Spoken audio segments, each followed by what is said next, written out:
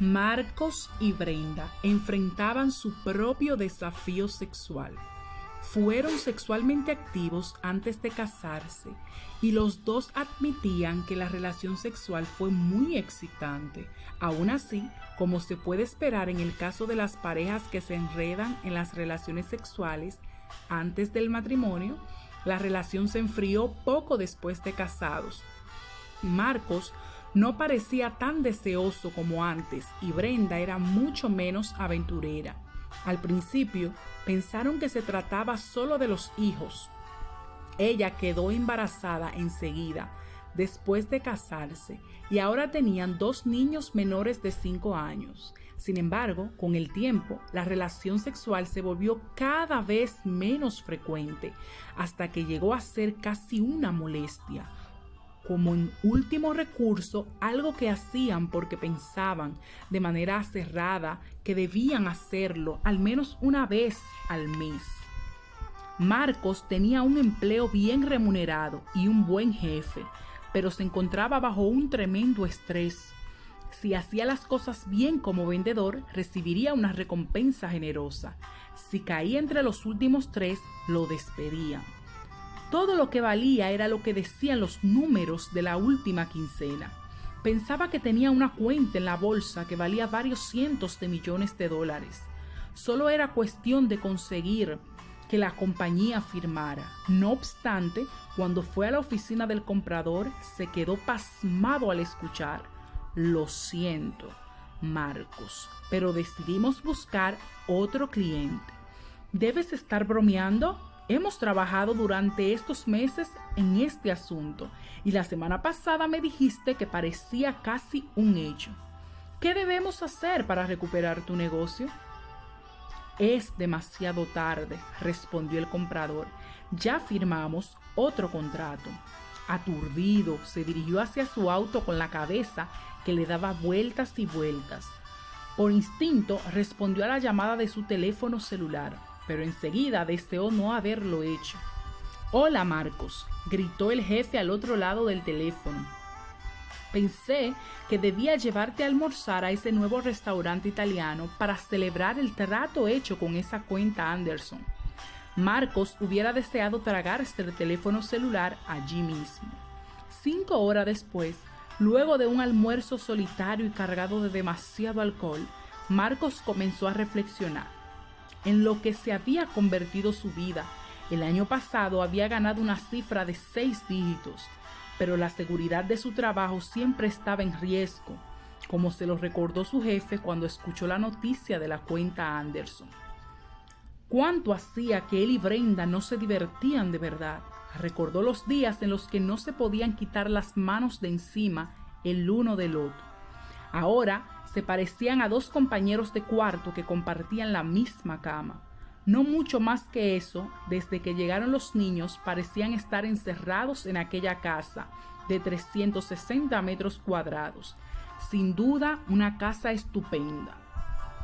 Marcos anhelaba los días en que Brenda y él podían hacer desaparecer el mundo por algunas horas, mientras se perdían el uno en los brazos del otro. Decidido a realizar un cambio, llamó a Brenda y le confesó: «He tenido un día horrible de verdad. ¿Podemos salir esta noche?». Era un grito que les salía desde las emociones, mucho más algo físico, pero Brenda no comprendió. Ella también había tenido un día muy ajetreado y como había perdido la comunicación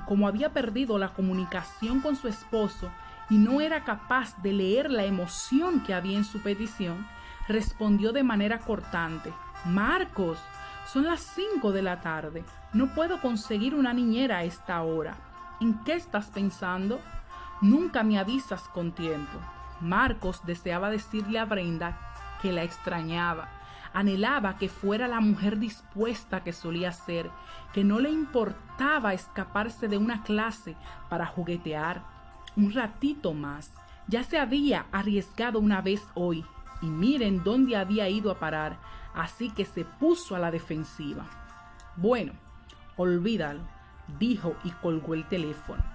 De camino a casa, se detuvo en un bar y jugó al billar hasta las 11 de la noche.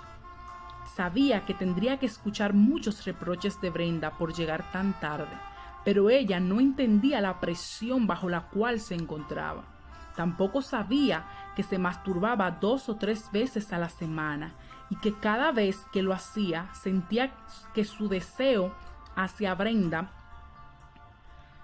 como persona declinaba un poquito más. Estaba cansado de que lo complaciera de mala gana y nunca lo buscara. Por su parte, Brenda estaba demasiado atareada con los niños para notarlo. En realidad, estaba agradecida que Marcos ya no le presionara para tener relaciones sexuales. Estaba demasiado cansada como para siquiera pensar en eso. Nunca se le ocurrió que él estaba tomando las cosas en sus manos y que se estaba volviendo adepto a esconder pornografía en las computadoras, de modo que ella nunca logrará encontrarla. Lo que Brenda no se daba cuenta era cuánto les estaba costando como pareja este invierno sexual y que si no revertía la situación, es probable que se divorciaran en los próximos 5 años. Los niños se daban cuenta de que mami y papi casi nunca se demostraban afecto y que siempre estaban muy impacientes. Presentían que había algo bajo la superficie, un descontento en ebullición, pero como nunca se abría el paquete, vivían con el temor y la falta de seguridad que crea semejante entorno. Brenda se encontraba cada vez más en ellos, tratando de satisfacer el vacío emocional a través del afecto de sus hijos. Marcos se interesó más en el trabajo y en su computadora en el hogar. Los dos vivían la triste realidad que describe este poema anónimo. La pared. La fotografía de la boda les hacía burla desde la mesa. 2 seres cuyas mentes ya no estaban en contacto. Vivían con tal barrincada en el medio que no había cañoñeco de palabras, ni artillerías de contactos físicos que lograra derribarla. En alguna pared, entre el primer diente del hijo mayor y la graduación de la hija menor, se había extraviado. A lo largo de los años, poco a poco, cada uno desenmarañó esa enredada madeja llamada ser, y mientras tiraban de los nudos rebeldes, cada uno escondía su búsqueda del otro. Algunas veces ella lloraba por la noche y le rogaba a la oscuridad susurradamente que le dijera quién era. Él yacía a su lado, roncando como un oso que vierna ajeno al invierno de ella. Una vez, luego de hacer el amor, él le quiso decir cuánto miedo tenía de morir, pero con temor de mostrar su alma desnuda, habló en cambio de la hermosura de sus pechos.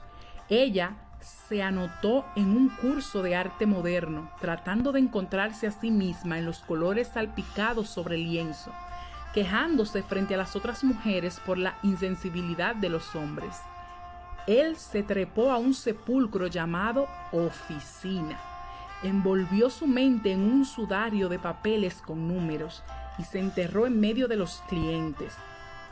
Lentamente, la pared entre ambos creció. Adviera por la mezcla de la indiferencia. Un día, al tratar de tocarse mutuamente, encontraron una barrera que no pudieron traspasar. Retrocedieron del frío de la piedra y cada cual se replegó del extraño que se encontraba al otro lado. Porque cuando el amor muere, no es un momento de enojo en la batalla. Tampoco los cuerpos enfurecidos pierden su calor. Yace jadeando, exhausto, moribundo al pie de una pared que no logra escalar.